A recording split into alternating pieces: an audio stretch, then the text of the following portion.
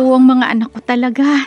Sinabihan ko na ngang agahan ang uwi dahil siguradong siksikan na naman sa mga biyahe tuwing bisperas ng Pasko.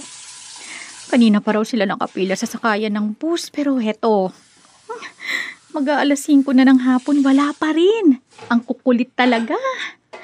Imbis na may katulong ako dito sa kusina. Ay, nako, ako na naman mag-isang nag-aasikaso. Ay, nakakapagod na, oh. Hello, mahal. Nasaan ka na? Mahal, good news. Nakaabot ako dito sa tindahan ng crispy pata. Kaso alas 6 pa ito maluluto. At pangwalo pa ako sa pila. Talaga, mahal? Grabe, napakaswerte ko talaga sa'yo. Hinanap mo pa talaga yan para sa akin. Alam mo ba, kanina pa ako halos sumuko. Akala ko wala ng crispy pata ngayong Pasko eh. Pero ikaw, palagi mong ginagawa ng paraan. Salamat talaga, mahal ah. Aba, para sa'yo gagawin ko ang lahat. Kahit suyurin ko pa ang buong bayan. Makahanap lang ng crispy pata. Alam ko namang pinakahihiling mo yan tuwing Noche Buena. Nga pala, may gusto ka ba bang ipabili? Baka may nakalimutan ka. Wala na, mahal. Hinihintay ko na lang yung mga anak natin. Aba, hanggang ngayon wala pa rin. Sinabihan ko na silang agahan ng uwi. Ang kukulit. Kanino pa ba magmamana sa kakulitan yung dalawa? Di sa tatay. Ikaw talaga, mahal. Sige na, baka naaabala pa kita dyan sa kusina. Tatawagan ko muna ang mga anak natin. Sige, tawagan mo nga. Sa'yo naman mas nakikinig yung mga yun eh. Ingat ka sa pag-uwi ha. Oo naman, mahal. Ingat ka rin dyan sa kusina. Ayaw kong mapapagod ang misis kong pinakamamahal. Sus, nombola ka pa. Sige na, mahal din kita. Bye. Bye, mahal. See you. Tutulungan kita agad pagka-uwi ko.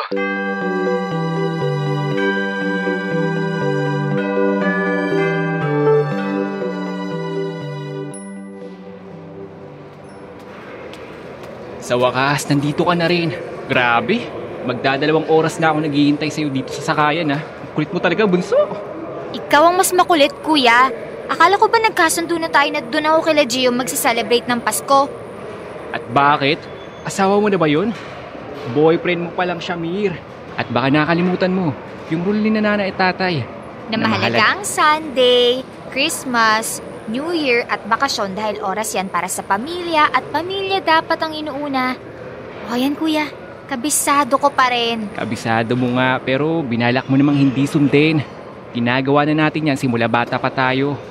Bakit ba ngayon mo pa naisip na tumakas? At doon pa sa ibang pamilya magpasko. Alam mo namang hindi magugustuhan ni nanay ang ganyan. Oo na, kuya. Tama ng sermon. Nandito na ako, di ba? Tara na, umuwi na tayo bago pa magbagong isip ko. Kuya, paano ba yan? Dating gawi. Ako pa rin sa may tabi ng bintana ah. Huwag mong sisirain ang music video moment ko. Ah, ganun ah. Magsusuot ka talaga ng headphone habang katabi ako. Nagkwekwentuhan tayong dalawa oh. Kuya naman, kilala na kita.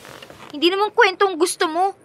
Huhulihin mo lang ako sa mga sinasabi ko tapos sisermonan mo na naman. Kasi naman, ubod ka ng kulit. Ilang beses ko nang sinasabi, ipakilala mo na yung boyfriend mo kina nanay at tatay. Pero hanggang ngayon, tinatago mo pa rin. Nung hindi mo nga hinahayaang manligaw sa bahay. Bunso, ipapaalala ko lang. Nakita mo naman kung paano ka namin ituring, di ba? Parang prinsesa. Ikaw dapat ang pinupuntahan. Pero ngayon, gusto mo ikaw ang lalabas para magpasko sa kanila? Kuya, tama na nga. Heto na nasa bus na tayo. Ayun, andar na. Makakauwi na tayo, okay? Shut up na, please. Huwag nang sabihin kina nanay, ha? Bakit nga ba tinatago mo yung boyfriend mo, ha? Kasi naman, kuya. 25 na ako, pero ayaw pa rin nila akong magka-boyfriend. Uy, wala silang sinasabing bawal. Ang rule lang, magpaligaw ka muna at ipakilala ng maayos. Tatakot ako kay nanay. Takas kayo ng standards nun. Aba, dapat lang. Para siguradong karapat-dapat sa'yo. Sino yan, kuya? Teka, si tatay tumatawag. Anak Christian, nasa na kayo? Tay, eto na po. Nakasakay na po kami ni Bunso sa bus. On the way na po kami. Baka po may papabili kayo. Sakto po, madadaanan namin ang bayan. Wala naman anak. Ayos na yun. Mukhang marami na rin kayong mga bitbit na gamit. Ay kuya, tanungin mo nga si tatay kung may cake na. Baka nakalimutan nila. Di ba laging may pa-cake si nanay kay Papa Jesus kasi birthday daw? Oo nga. Tay, may cake na bang nabili si nanay? Naku, wala pa. Buti at pinaalala nyo. O, sige po, kami na pong bahala, tay. Dating flavor pa rin? Oo, kaso ano ngang flavor yun? Black Forest, tay! Favorite ni tatay yun. Sige po, alam na namin ang bibilin, tay. Tatawag na lang po kami pag malapit na kami sa bayan. Sige anak, para masundo ko na rin kayo. Pagkaluto nitong crispy pata, balik agad ako sa bahay para tulungan ang nanay nyo. Kanina pa yun sa kusina. Mag-ingat kayo ha, at huwag kalimutang magdasal. Sige po, tay. Bye. Oh, narinig mo yon. Kanina pa daw si nanay sa kusina. Mag-isa lang. So, wag mo na sanang uulitin to. Ito ang unang beses na hindi natin tinulungan si nanay na maghanda.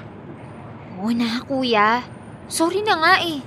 Huwag mo kong isumbong kay nanay at tatay. Please. Hindi ako natutuwa sa'yo, bunso. Alam mo naman, pamilya pa rin dapat ang number 1. Oo na. Sorry na talaga. Sige na, matulog ka na. Huwag inaantok ka na rin. Huwag kang aantok-antok mamaya ah. Baka pagalitan tayo ni nanay pag hindi ka bumati agad. Okay kuya, gisingin mo na lang ako pag malapit na tayo. Saka ipaalala mo sa akin na bibili pa tayo ng cake. Oo, akong bahala. Tulog ka na, prinsesa.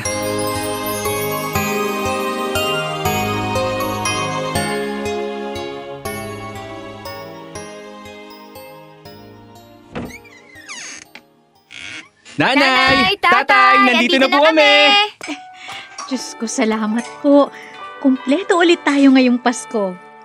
Nandito na ang dalawang biyaya sa buhay ko. Payakap nga, dali. Nay, amoy ulam ka na. Halatang matagal ka na sa kusina. Magpahinga ka na muna. Kami na ni kuya ang magtutuloy dito. Oo nga mahal, magpahinga ka na muna. Hayaan mo na yung dalawang yan, kaya na nila yan. Sigurado ba kayo, mga anak? Baka pagod pa kayo sa biyahe. Nay, okay lang po kami. Kami na pong bahala dito. Saka mag-aalas 9 na rin. Mas mabuting makapagpahinga na kayo ni tatay. Para pag Noche Buena, fresh na kayo. Ay, naku. Maraming salamat talaga, mga anak. Masaya akong makita kayong dalawa. Hay, tama ng drama. Sige na po, kami na ni kuya dito. Magpahinga na kayo ni tatay at gumayak na.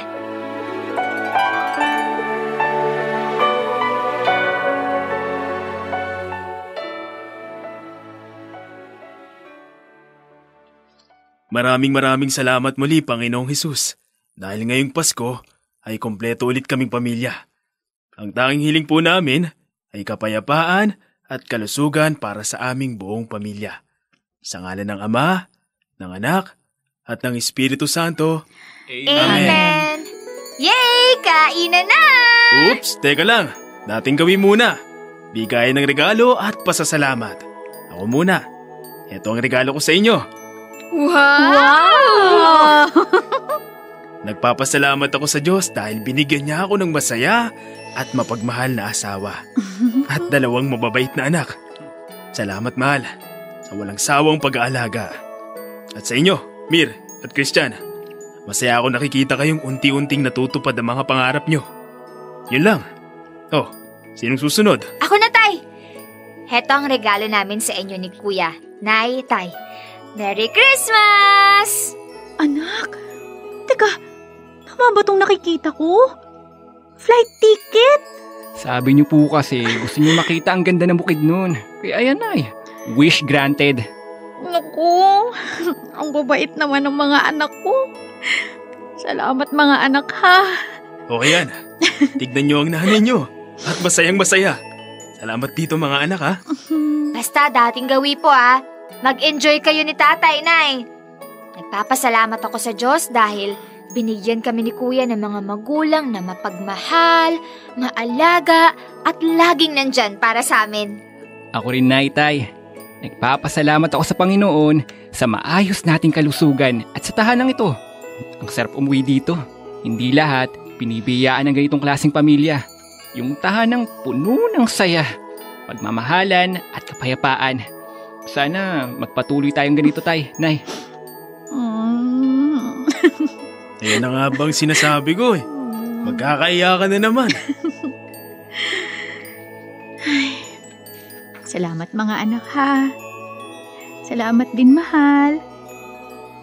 Hindi ko akalain na mararanasan ko to. Isang Paskong puno ng pagmamahal. Naalala ko pa nung bata ako, iniwan ako ng sarili kong ina sa tiyahin ko. Pinalaki nila ako pero tinuring akong kasambahay. Tuwing Pasko, pinapanood ko lang silang masaya habang ako tagahugas ng pinggan, tagakuha ng litrato. Tuwing gabi ng Pasko, umiiyak ako at humihiling sa Diyos. Sana magkaroon din ako ng sarili kong pamilya. Yung mararamdaman ko ang tunay na pagmamahal at pagtanggap. At heto na yun. Ang lahat ng meron ako ngayon, kayong lahat, sagot kayo sa panalangin ko. Mabuti na lang at may Pasko. Mabuti na lang at isinilang ang Panginoon. Dahil kung wala siya, baka hanggang ngayon, ay, hindi pa rin po ang puso ko. Ang drama talaga ng buhay mo, Nay. Mir, ano ka ba? Magpasalamat ka nga na hindi mo yan naranasan. Kaya nga sinisiguro ni nanay at tatay na maramdaman natin yung buhay na puno ng pagmamahal. Oo na, kuya. Ayan ka na naman sa sermon mo. Oh, tama na kayong dalawa. Masaya akong naibahagi ito ng nanay nyo. Kami lang ang nakakaalam ng kwento niyang yun. Kaya sinabi ko noon sa sarili ko, kahit hindi ko kayo mabigyan ng marangyang bahay o mamahaling gamit, sisiguraduhin kong buo at masaya ang pamilya natin. Na ang pundasyon ay pananampalataya sa Diyos at pagmamahal sa isa't isa. Kaya tandaan nyo to, kapag sinabing Family Day, kailangan umuwi kayo dahil ang pagsasama-sama natin, yan ang pinakamagandang paraan ng pasasalamat sa Diyos. Salamat mga anak. Salamat at kumpleto tayo ngayong Pasko. Oo naman, Nay. At may bagong taon pa. Magkakasama ulit tayo, ha? Huwag ka na magdrama dyan. Baka maiyak ka ulit. Nay, buti natitiis nyo talaga si Mir. Walang kupas ang kakulitan. At ikaw naman, kuya. Puro sermon. Buti nga natitiis ka din ni nanay at tatay. Ayan na naman kayong dalawa. Magkapatid kayo. Dapat magtulungan, hindi magtalo. Kayo ang magkasangga, hindi magkalaban, kundi magkakampi. Si kuya, kakampi ko? Ganun ha? Kuya, ano ba? Kalaban pala ha.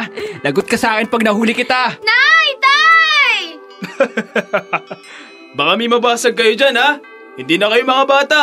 Nako, Diyos ko. Itong dalawa talaga. Sige na, halina kayo. Kumain na tayo. Merry Christmas, mahal ko. Hindi ako magsasawang magpasalamat sa Diyos na ikaw ang napangasawa ko. Merry Christmas. At habang buhay kitang mamahalin.